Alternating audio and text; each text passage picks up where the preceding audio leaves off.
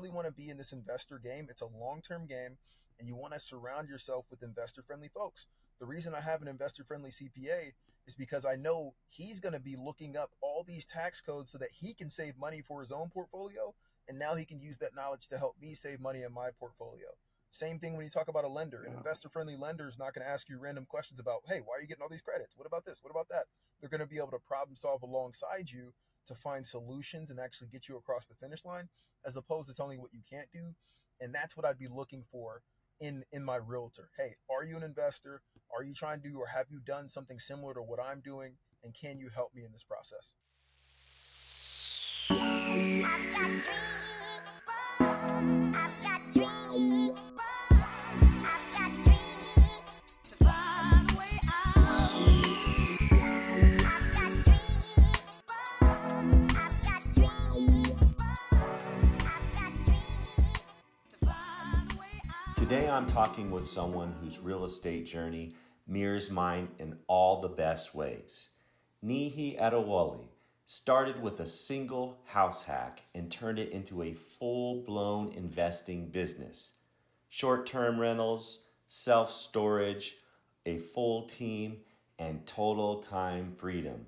We're diving into how he built it, what's working in today's market, and the mindset it takes to go from W-2 to full-time investor.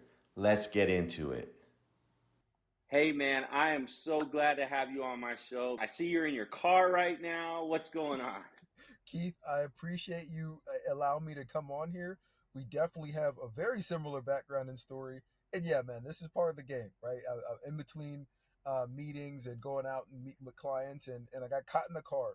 But I appreciate you being patient with my signal, and I'm excited to join you and the audience here today.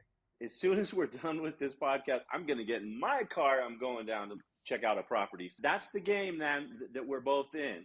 So tell me about your story, where you're from, where you're at right now. How'd you get into real estate? I want to hear the whole thing. Come on now. Well, I'm from all over. As you can probably tell by the name, Niyi Adewole, I am Nigerian, first generation born in the U.S. And I was actually born in Nashville, Tennessee. But I've lived in Nashville, lived in Philadelphia, lived in Boston, Chicago, Louisville, Kentucky, and now have put down my roots in Atlanta, Georgia. And I've been here for the last 5 years. And most of that moving was with my W-2 back when I worked at W-2 in medical device sales. I was blessed to continue moving up the ranks similar to what you were doing at the W-2. And it gave me more opportunities to move around this country. And while I was doing all that, I started investing in real estate. The piece that kicked it off was reading some of the books like the Purple Bible, right? Rich Dad, Poor Dad, and listening to Purple podcasts Bible. like, You know, I've never heard it called that before, but that's a good one.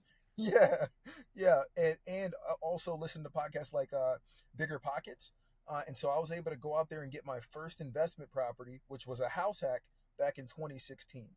Lo and behold, I didn't believe I was going to be in full-time real estate, in such a short time. But when I got that first one in 2016, it worked. I just kept going from there. So when you bought that first one, what was your original intention? Were you just testing the waters, or were you like, this is going to be my path to like financial freedom? Man, so I had listened to Bigger Pockets for about a year before that. So I was convinced that, hey, I can do this. If these guys can figure it out, I can hopefully figure it out. But I was new into my career. And so I still love what I was doing. It was just a supplemental. I was like, you know what? If I completely mess this up, the worst thing that happens is I sell all the real estate and I go back to working on the 401k and just doing the normal path. But if this does turn out to be like all these testimonies have been talking about, and all of a sudden you become a millionaire with this thing, then I'd be kicking myself if I didn't try it. And so that was the key. Plus, when you think about it, you have to have somewhere to live anyway. And so doing that house hack opened my eyes, because I went from paying $1,200 a month to live where I was living to literally having my full mortgage covered by the other 2 units in that triplex and saving that money. And so that's when I knew it could change my life. So where was that triplex at? That It was first in one? Louisville, Kentucky. So when I jumped into the W-2, right? I was in a development program at the corporate location in Chicago, and after I completed that program, my first station was Louisville, Kentucky. Now, I know some of the military personnel that listen to this podcast know about some of the bases out there, but I didn't know where Louisville Yeah. was on a map, right? I thought I was going to like New Yeah. Orleans or something. I'm like, all right, where is this? And so, Yeah. and so when I found out where it was, I was a little bit disappointed, but when I got there, it was a blessing in disguise for two reasons. One, you could make the 1% and close to 2% rule still work at that time. And two, it was Hmm. a bit of a slower city compared to where some of my counterparts got sent, which was like Texas, LA, and things of that nature. And so I literally had nothing but time to stack money and focus on investing. That's cool. I actually basic training there, and I haven't been back since. But I do, but I do know another real estate investor that loves that market and has a ton of rentals. So you still have that triplex? No. So the cool thing is, I ended up building that portfolio out to about 30 units because even when I got promoted and moved up to Boston and did medical device sales up there for 3 years, I kept putting all my commission down into Louisville and investing with the same investor friendly realtor that's now my partner. And so fast forward to today, she helped me sell those units a few years ago because we've traded in our greenhouses for the red house if you're thinking about Monopoly. And so now we've built self storage from the ground up. We got 225 units and we have nine Oh acres of wow. land that we're building 105 townhome units on. So I've sold all those. She sold a good portion of her portfolio and we've come together to build out something bigger. Oh, so when you guys, this is something that I think my audience will like too. So when you sold those and you partnered up with someone else to take the proceeds of those sales to buy something better, right?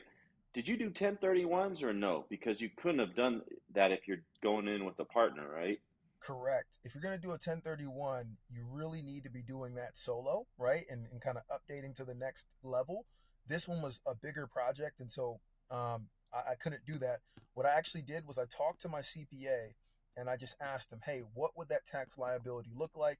This is what we're looking to do. Does this make sense? And at that time, he said it makes more sense for you based on what you want to do to take the tax hit. Because you've done these upgrades to these properties, it's not going to be as high as you think. Take the tax hit and go ahead and invest it freely as you want. Well, the other piece of that I think a lot of people don't understand too is when you buy something else, you could potentially have a ton of depreciation write-offs even in that first year, especially when you're talking about like bonus depreciation and all that stuff, which is maybe coming back to 100%. I don't know, but we'll see how this whole thing plays out. But yeah, I've done that too, where I was looking at a huge tax hit. This is back when I still had a W 2 and I was getting the real estate income. I thought, oh man, I am so screwed this year. But it ended up working out because of real estate, right? There's this huge tax advantage that we get that often flies under the radar. You know, savvy investors know about it, obviously. And if your CPA is not real estate minded, then you need to get a new one because I've seen a lot of CPAs get that wrong as well. So that's something else that definitely, if you're investing in real estate, you for sure need to have a solid CPA. And it sounds like you had one. You guys juggled it out and said, hey, this is going to be more profitable. It's better to take this hit. You're going to end up further ahead. And Keith, you're spot on. Literally, when you talk about getting into this investor world, you need to have everybody around you being investor friendly, including your CPA. And so we did exactly what you just described. We literally just did a cost seg on the storage. That saved me way more. And that's part of the reason we talked about it a little bit before we started recording. Why I've leaned into getting more short term rentals as well is it just offsets the money that you're making. So it's like, all right, I can just cost seg this, take all that bonus depreciation in 1 year. Hopefully, it does go back up to 100%. I'd be looking for that, Yeah, and yeah, get the benefits there. yeah. So let's talk about the short term stuff. So if you look at your portfolio right now, you have storage, you have short term, and but what about long term? So long term, we're down to four long term rentals, and then we have eight short term rentals, and those are all in the metro of Atlanta, right? And I consider the metro of Atlanta anything within like a 25 to 50 mile radius because it's big. There's a lot of different places out here. And then the rest of those are short term rentals. And we also manage a total, including ours, of about 30 short term rentals. That's cool that you were able to scale from that triplex. You said up to you had 30 units. Yeah, we had 30 units in Kentucky. Nice. When did you actually quit your 9 to 5? Okay, so I was investing in real estate and working that W 2 from 2015 all the way to the middle of 2022. That whole time period, most of what I did was long term rentals, really from 2016 right through 2021. Beginning of 2021, all I had bought was small multifamily in Louisville, Kentucky, and like a one off condo in Boston when I lived up there, right? Which I sold immediately. And then when I moved to Atlanta, what I saw that worked was the short term rentals. Atlanta is the sixth largest metro in the US. I did a house hack where I rented out my basement as an Airbnb. I was hoping to pull in about 1,500 a month. And what I ended up pulling in was about 2,500 a month. And I said, you know what? I'm going to go buy a house and do this too. And kept growing from there. And so the short term rentals grew rapidly because it's just more income coming in from that standpoint. And and so the whole goal that I had of leaving the W 2, right, was when I moved down to Atlanta, I had gotten promoted into a role that I no longer liked. And you've probably experienced this or had friends that experienced this in different careers where what I actually liked and found out is chasing down deals and making it happen for clients. And so when I was selling medical devices in Boston, that's what we were doing. It was fun. But I wanted to be closer to family. I wanted to be back in the Southeast, and that's where I grew up. And so when I moved down here, I got promoted to a director level. And at that director level, you're no longer chasing down deals. You're getting chased with issues. You get CEOs of hospitals calling you and saying, hey, listen, you're on a Saturday, like, we need this. And when you win, you're not necessarily the one that's celebrating the win. It's like all the other teams. And so that got old really quick. And I started to shift my gaze to, hey, what if I just moved into full time real estate? Could this work out? Could I do what I love, which is sales, but also combine it with my passion of real estate and be successful? And fast forward to today, it's worked out so far. So when did you get your real estate license? I got my license in November of 21, and we did our first deal in December of 21, which was actually my wife, and then started ramping up quickly through 2022.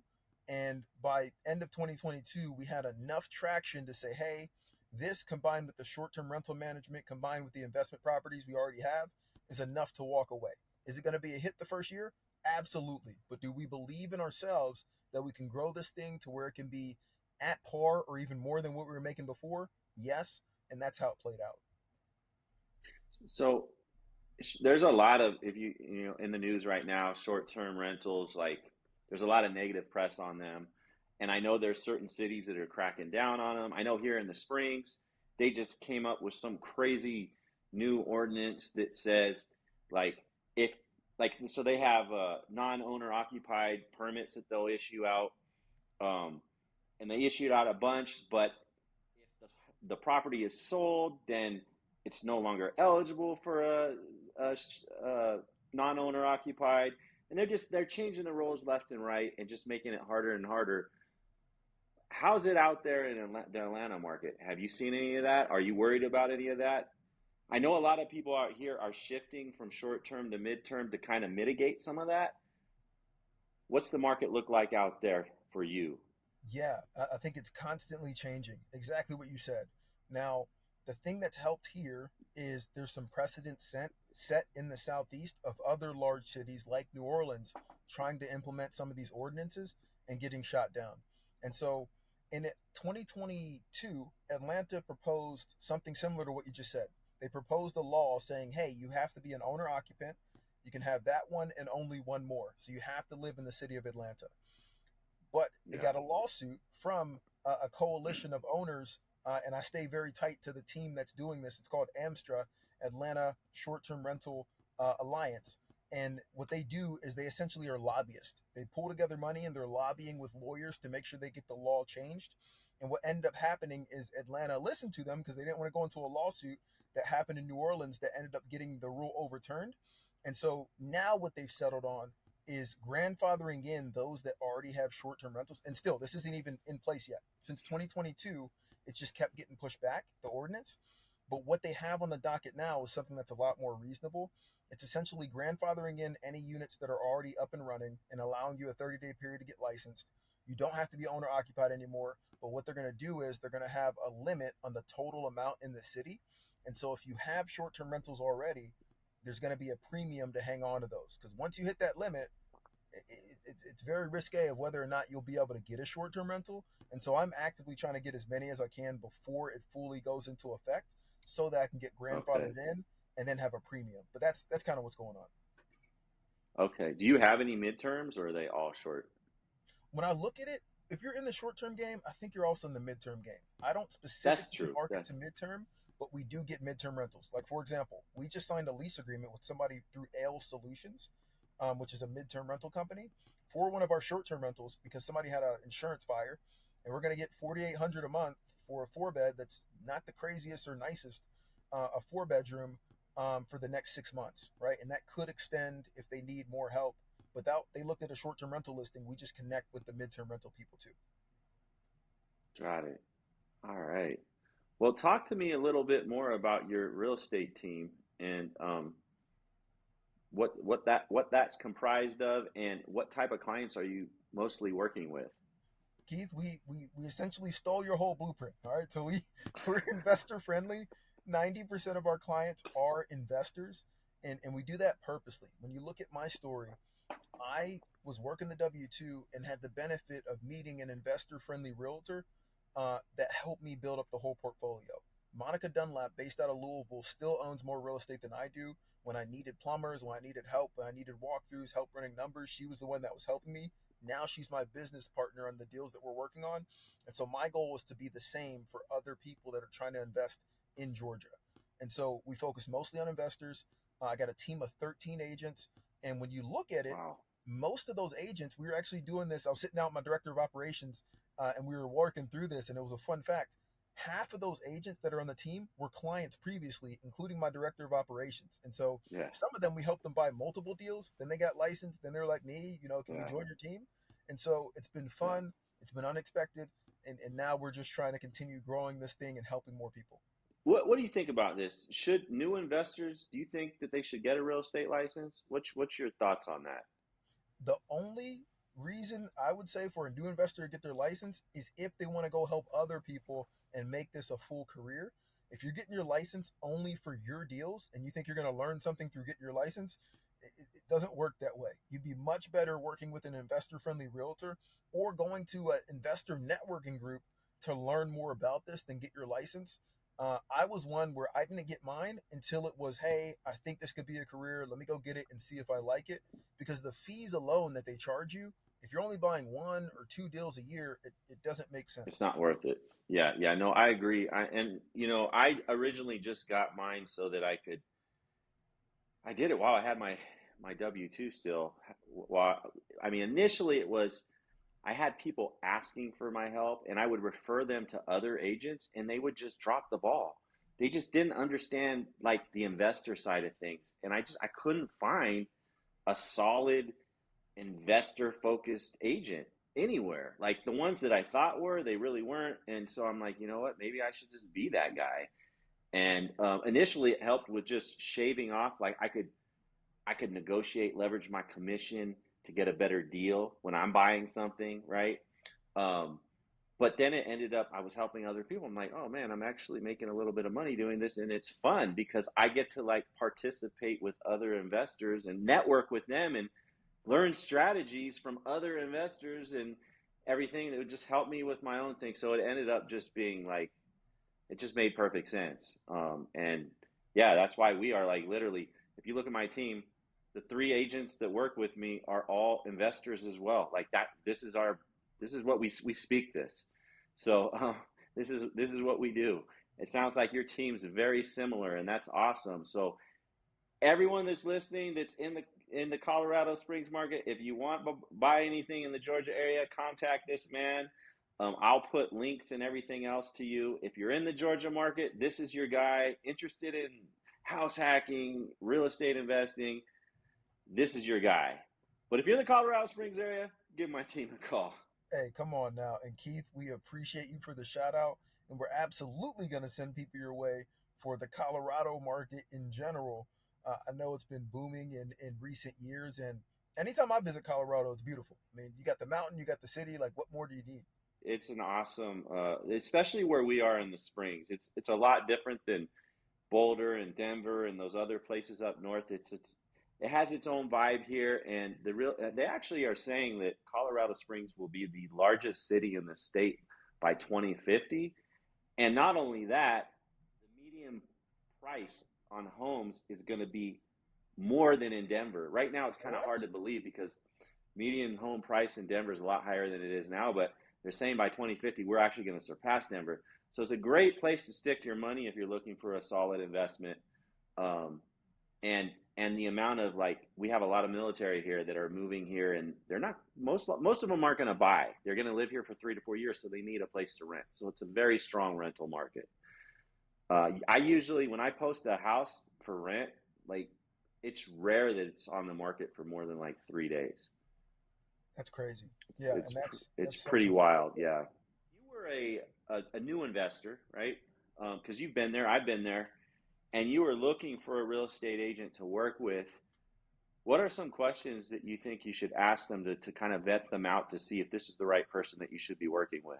Yeah, I think first and foremost, it's that investor piece. If you're just looking for a house and you're not an investor, then somebody that you can feel comfortable talking to and things of that nature is important, right? And somebody that makes you feel good. But if you want to be an investor and build this whole portfolio out, you need to understand, does this person invest as well? That's one. And then two, does this person have the vendor contacts that can help you be successful over time? Because when I look at it, if you really want to be in this investor game, it's a long term game and you want to surround yourself with investor friendly folks. The reason I have an investor friendly CPA is because I know he's going to be looking up all these tax codes so that he can save money for his own portfolio. And now he can use that knowledge to help me save money in my portfolio. Same thing when you talk about a lender. An Yeah. investor friendly lender is not going to ask you random questions about, hey, why are you getting all these credits? What about this? What about that? They're going to be able to problem solve alongside you to find solutions and actually get you across the finish line, as opposed to telling you what you can't do. And that's what I'd be looking for in my realtor. Hey, are you an investor? Are you trying to do, or have you done something similar to what I'm doing? And can you help me in this process? Nice. Is your team doing any type of property management out there, or is it just by representing buyers and sellers? So the team is mostly representing buyers and sellers, right? The property management piece, we specifically stayed away from long term rental only because, unless it's our own portfolio, only because there's just not as much money in it, right? And it's a lot of work to kind of build that up. You have to have a lot of units, at least in my opinion. The short term rental management, there's some loopholes to get around, certain licenses, things of that nature, because you're just a co host. And you get paid a lot more. With the short term rentals slash midterm, you get paid anywhere between 18 and 35%. Our fee is 20%. And so that's pretty good, right? We manage everything from a one bedroom up to this 10,000 square foot mansion. And that 10,000 square foot mansion does 30K a month, right? Because it's crazy. And so that's 6 grand. That's not bad. So we lean more into that as opposed to long term rental management just because there's more in it. So you actually could help if I had a client that was looking to buy in the Georgia market and he wanted to, purchase like something he could short term. You guys could pretty much provide a turnkey solution. You can help him find it, get it furnished, everything else, and then manage it for him as well. Absolutely. And more than that, we have done that multiple times, including that mansion. And so we've helped clients from California to New York to Denver to well, not Colorado Springs, but to Denver to Japan to Israel, actually buy houses in Georgia, some of those short-term rentals that we currently manage. All right. So if you're listening and you're thinking about the Georgia market and getting something that's a short term rental where you'll have a lot better tax write offs for one, and two, you'll be able to generate a lot more cash flow from it. Definitely get a hold of this guy. You want to talk to him. Man, we covered a lot of different things, and it all started with that triplex. You built an empire, and now you're doing something that you actually love, right?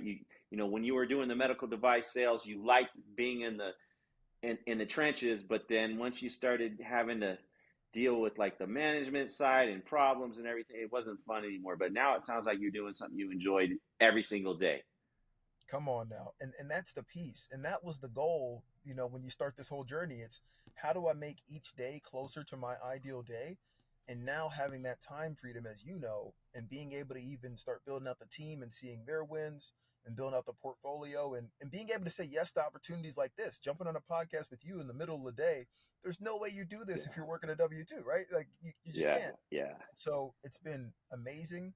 And what I used to say is that, um, and I still say this, I used to feel those Sundays. Like the Sundays felt heavy when it got toward the end of the day. Because, like, man, tomorrow I got a bunch of meetings and things of that nature that I have to do that I'm not really feeling right now. And now each day feels pretty similar. Like Monday, I'm actually excited to get up and get to work and make it happen. Yeah, I know. Mondays are no longer Mondays when you're in this game. That is definitely true. Before I let you go, Nihi, is there any quote that keeps you going? Absolutely. The one on my shirt, which says Carpe Diem, right? Which means seize the day in Latin. And this is what I think everybody must do if you want to survive and be good in this real estate game, or even just get started. Like it's literally just looking at that day and saying, hey, what's the most important step I can take today to get closer to my goals and get closer to my ideal day, and then seizing that step. And so this is something that this is a shirt that we give out to a lot of our clients that are first time clients that close a deal with as part of their closing gift, just to remind them that, hey, you did it. You took that first step. You've got your first one, and now you've set yourself up for a future that can be amazing. Yeah, that's awesome. I love that. And shoot, I want one of those shirts. Hey, come on now. We just got to get you a property in Georgia. That's what we got to do. Yeah, we do. I might have to, like I said, I have three out there right now, but I definitely am interested in getting closer to Atlanta and definitely interested in the short term. So I may be making some moves here. We're going to see what happens in the next few months. There's a couple properties I've been thinking about doing the 1031 on, and I wouldn't mind moving it into another market. Because I have, like right now at my portfolio, I don't have any short-term rentals. I have one midterm, and I'm turning another property into a midterm right now. Um, because it's just there's such a downside on the short term in this market. So I'd love to find a market where it would work because I know the numbers are crazy. Yeah, And I'd man. love something that I wouldn't have to even like it'd be turnkey for me, completely passive where I don't have to lift a finger. Come on now. It's one of those things where once you get into it, you kind of get addicted to building out that experience for different guests. And when you do it in the right market, you not only get the cash flow, but the appreciation. Yes. Well, man, it has been a pleasure. I really enjoyed this conversation with you. Keep doing what you're doing. And I'm going to be like following you on social media and whatnot and just kind of seeing where you take this thing. And if I have someone looking for anything, I'll definitely send them your way. And man, it's just been a pleasure. Keith, I truly appreciate you having me on, and vice versa. We're going to send some folks your way, and I'm excited to continue going down this journey alongside you, but with a similar story, man. This has been exciting, and I appreciate you again. Awesome. Well, thank you everyone for joining us today. God bless and happy investing.